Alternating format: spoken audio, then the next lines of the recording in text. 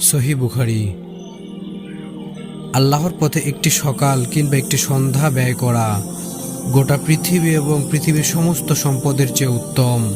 বুখারী। অর্ধেকটা খেজুর দান করেও তোমরা নিজেদের জাহান্নাম থেকে বাঁচাতে পারো। যদিও তা না থাকে তবে সুন্দর করে কথা বলো। বুখারী। সব ধরনের দাগ দূর করার জন্য কিছু না কিছু আছে, ঠিক তেমনই হবে মনের দাগ দূর করার জন্য আছে আল্লাহর স্মরণ। বুখারী। যে জ্ঞান অর্জনের জন্য বের হয় সে আল্লাহর পথে বের হয়। তিরমিজি। কুরআনকে আঁকড়ে ধরলে কখনো বিপদগামী হবে না। মিসকাত। প্রতিটি মানুষ তার কাজের সেই ফল পাবে যা সে নিয়ত করেছে।